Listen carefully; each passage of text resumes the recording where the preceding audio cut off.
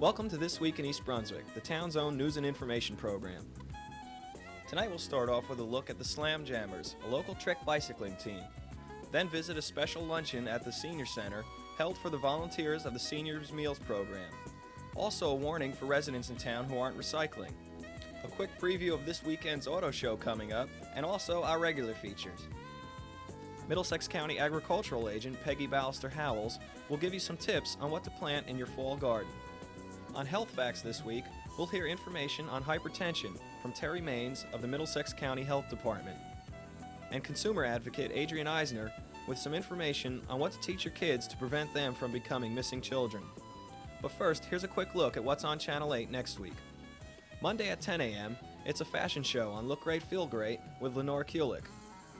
And at 10:30, it's Target with Paula Durant and a special program about recycling. Tuesday at 7 p.m., it's In Print, produced by the Libraries of Beverly Hills, California. And at 7:30, Ken Shalhoub hosts Let's Talk Health, with a discussion on the Laurie Imaging Center with its director, Dr. Ruben Mesrich. And at 8 p.m., it's Paul Hansen's You and Your Money, with a look at the banking industry in New Jersey. Wednesday at 3 p.m., it's Stories for the Kids, read by East Brunswick librarians. At 7:30, it's Spotlight on Education, with an introduction to the East Brunswick public school system. And we'll be back next Thursday at 7 and 8 p.m. with an all-new This Week in East Brunswick. And be sure to check the Channel 8 program guide for repeats of all of our shows. If you get on a bike for 4 to 5 hours every night and have enough guts to perform some of these stunts, you might someday be as skilled as the Slam Jammers. This trio from Old Bridge is gutsy enough to try anything. Still growing in popularity, freestyle biking has become the sport craze of the 80s due to riders like John O'Toole, Tony Pagliaroli, and Henry Kleiner. All three riders have placed in New York competitions and have performed at the Middlesex County Fair, parties, and fundraisers. Let's watch while their announcer, Anthony Della Tacoma, calls the shots.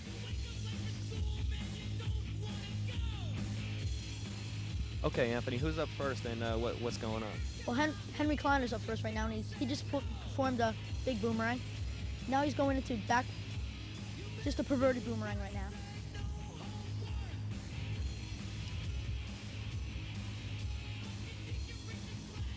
Oops. Henry takes one fall. Backwards windsurfer, check it out, guys. Hey, where do you guys usually perform? Well, we ride down at the nearest shopping plaza, which is Drug Fair, off of Route 516. Okay, are you in contests all the time? Yes, we belong to New York Freestyle, which is based all over New York and has some contests out in New Jersey. Fire hydrant.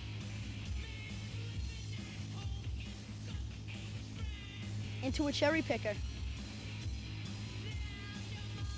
There he goes, bouncing again. How radical can he get? Yes. Tony was also telling me you guys are available for parties and other things? Yes, as we handed out business cards, we were handing them out and people were like, really? Now, Henry's doing a bar ride right now. Next rider is John O'Toole, 18. He'll be going off to Seton Hall this year. John's performing a pedal picker.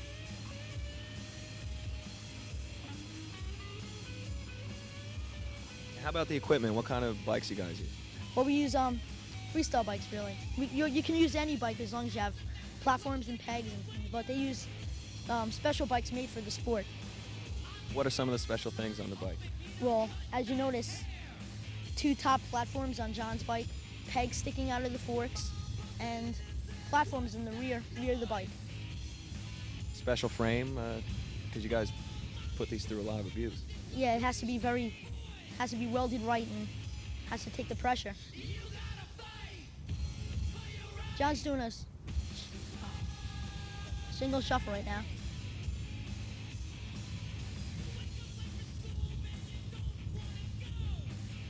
What would be the price of one of these bikes, you think? Well, the bike John's riding right now goes for about $550, brand new.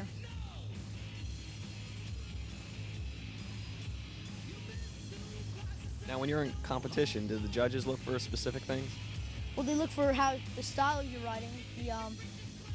They look for how smooth you are, how many tricks you ride out of, and your showmanship. How much time do you usually have in a competition? It depends on the class. John's class, it takes 2 minutes. He has 2 minutes, and next rider is Tony. His class takes 1 minute and 30 seconds. Tony's doing a surfer.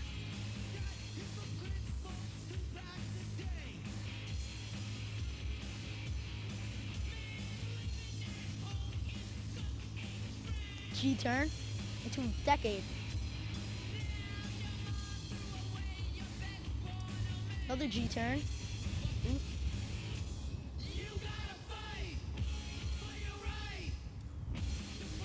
Pedal picker. Now in a competition, touching your feet on the ground, that takes points off them? It does.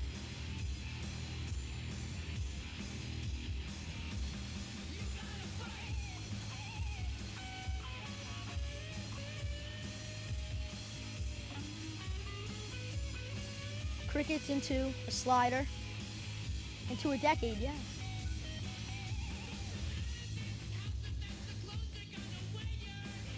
So how long have you guys been doing this? Well, Tony's been riding for about 2 years, and together they've been riding for about 1.5 years, all 3 of them. It's just the 4 of you? Well, it's the 3 of them, and I'm just the announcer. You're just the announcer. You're doing a good job. Switzerland squeakers. Can.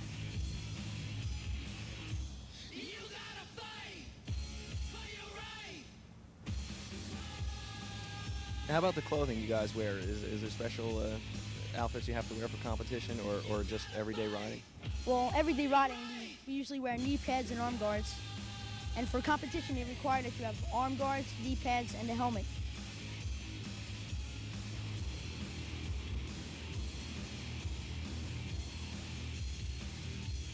Okay, Anthony, what's going on now? Well, right now they're about to perform the grand finale. Well, John's leading the pack with the L-sit, bar hop. Tony's second with the surfer, passing John, and Henry's behind them with the bar ride. Okay, once again, the name of your group is the Slam Jammers of Woolbridge.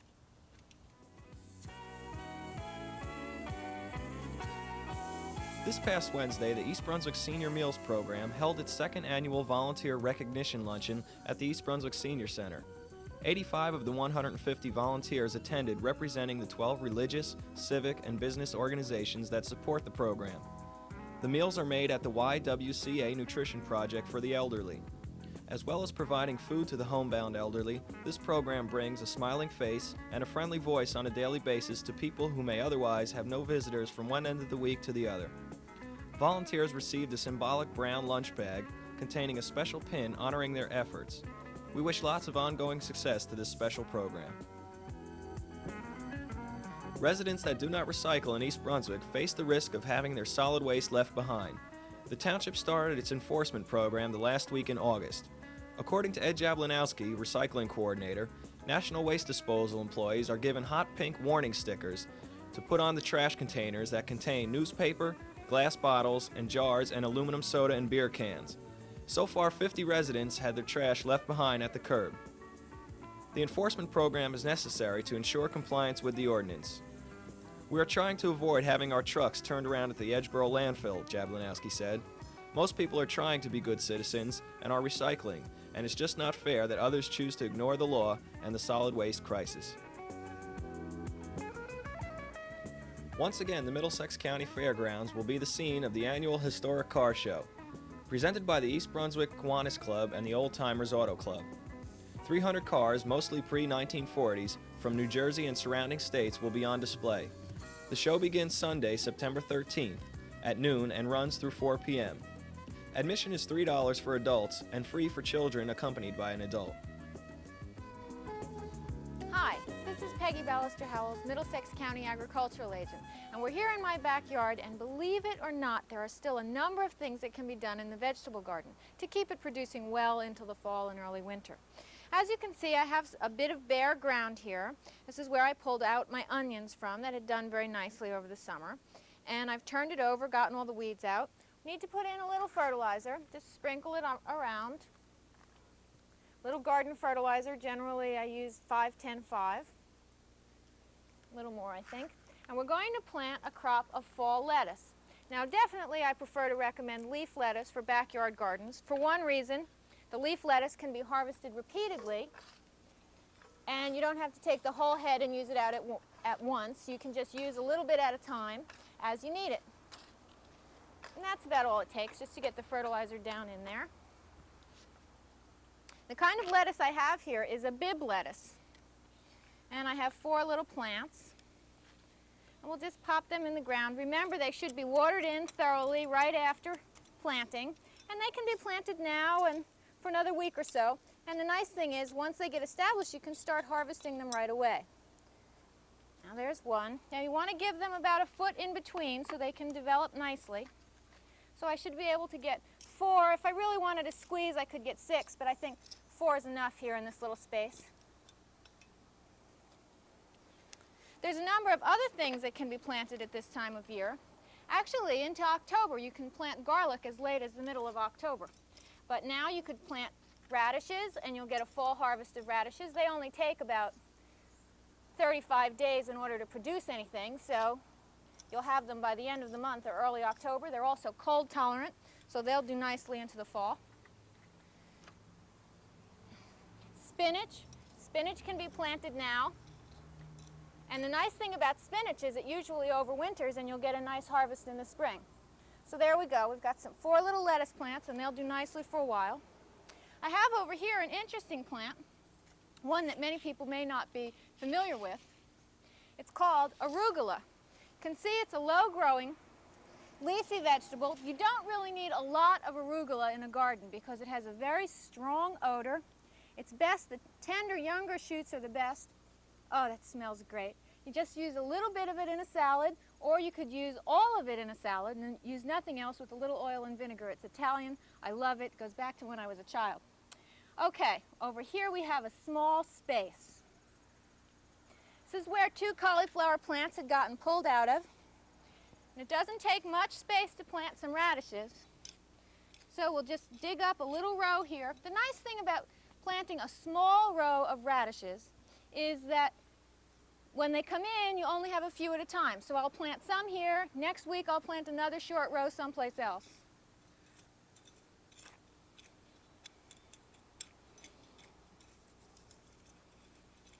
In a small garden, it's best to use as much space as possible.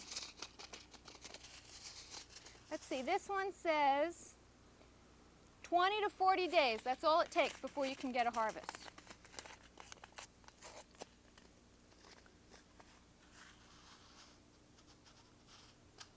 Remember that when the radishes first come up, that they should be thinned, because if they're too close together, the radish roots will not be able to develop.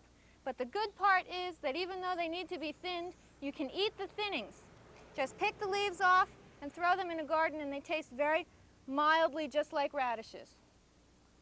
Cover them up. We'll have radishes in just 3 weeks or so. Okay. So now we have lettuce, arugula, radishes, and spinach. But let's not forget the broccoli. That's one of my favorites. Here we have some broccoli plants. These were planted in the spring. Now you can certainly plant broccoli again in the fall and have a fall crop, but this has been doing so well that I've decided not to pull them out. You can see these are the secondary heads, a lot of them, where you get one main head in the center early in the season. They continue to send up side shoots that can be harvested and enjoyed well all year long. Here's a nice one coming up here. This one's beginning to get a little bit advanced. When it starts to spread like that, it means it's going to go to flower. And here we have broccoli. So there's a number of vegetables that you can enjoy and harvest into the fall, some that you can plant, some that will overwinter, and the vegetable garden is a very busy place in the fall. We'll see you here next week in my backyard.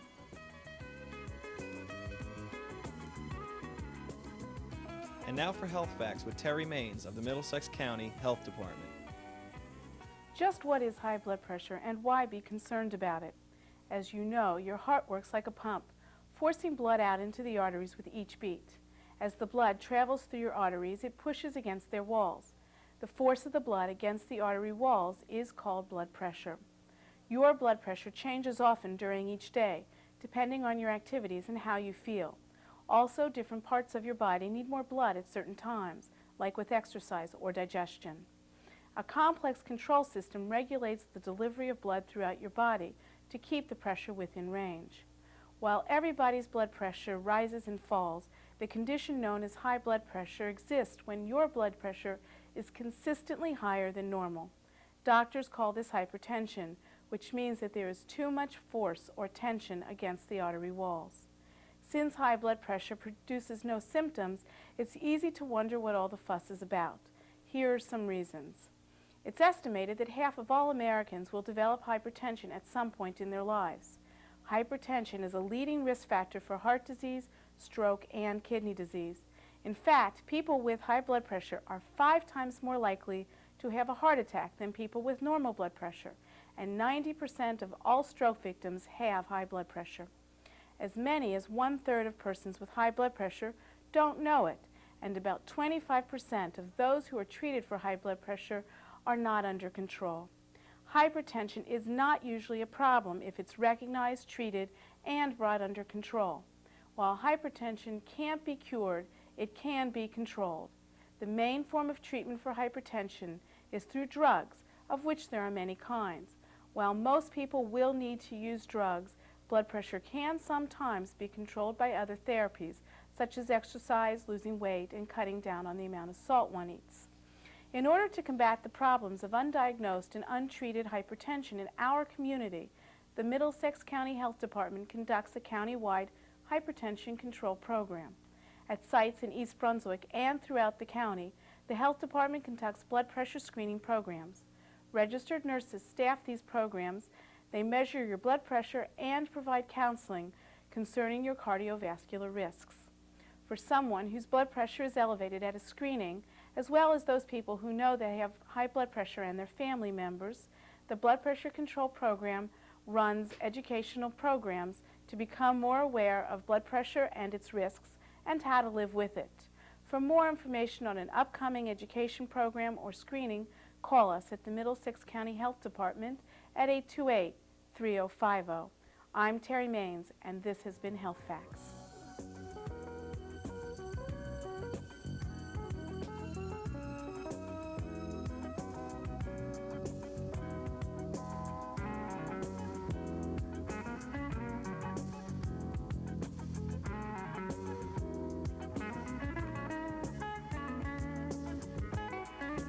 Hello, and welcome to Consumer Aware. I'm Adrienne Eisner, Director of the East Brunswick Consumer Affairs Office. At the shopping center, you see large posters of missing children hanging in store windows. Later, as you unpack your groceries, you notice the picture and description of another missing child on the side of a milk carton. How can you protect your children other than not letting them out of your sight for the next 18 years? You can start by teaching your children how to avoid trouble, how to spot trouble, and what to do if trouble happens to them. It is not easy to talk to children about personal safety, and yet they need to know how to protect themselves. Some basic knowledge will increase their confidence and self-reliance. Remember that young children can't absorb a lot of information at one time, so don't present too much. Teach your children to be wary of strangers. Make sure they understand that a stranger is anyone they do not know well. Most strangers are well-meaning and not to be feared, but because children are trusting and vulnerable, they can fall for offers by adults who seem kind but are not. Here are some basic rules to teach your children about strangers. Never accept rides, candy, gifts, money, or medicine from a stranger. Never give your name and address to a stranger. Never open the door to anyone you don't know. Never tell callers that you are home alone. Say Mom or Dad can't come to the phone right now and will call back. Be sure your children know how to play it safe when they are on their own. Playing in deserted areas such as the woods, a parking lot, an alley, deserted building, or new construction is dangerous and invites trouble. So have them play as close to home as possible and use the same safe route in traveling to and from school or to a friend's house. Make sure they always try to walk with friends and that they know home, stores, or other places to go when they are in trouble. Teach your children that the police are friends whose job is to protect them. Make sure they know that if a police officer cannot be located easily, they should run to seek out a trusted teacher, a neighbor, or a friend's parent when frightened or feeling endangered. Your children should know their full name, address, and telephone number. Teach them how to reach the operator and how to call long distance. If we can answer any further questions, please contact us at the East Brunswick Consumer Affairs Office. The telephone number is 390-6954. Our office is located in the municipal building, and we are open Monday through Friday from 9 a.m. until 5 p.m. Thank you for joining me on Consumer Aware. Hope I'll see you again next time. A public hearing on an ordinance to modify the Town Green Master Plan will be held at the next Township Council action meeting on Monday, September 14th. The ordinance, proposed by Councilman Jack Sinagra, would reduce the permitted size of the grocery store to be located in the Town Green area from 35,000 to 20,000 square feet. The grocery store in question is to be the anchor for the development of the Town Green, which has been planned on 80 acres adjacent to the municipal complex. Next Monday night, the Council will hear public opinion regarding the development of this area. Also, the Council will vote on an ordinance which will modify the Township's recycling collection to include apartments, and will pass a resolution adopting the Township's Water Master Plan. 3 resolutions will be heard regarding the roof of the Transportation Center on Route 18. The meeting will begin at 8 p.m. and will be in the courtroom in the municipal building. That's all for this week, and thanks for watching.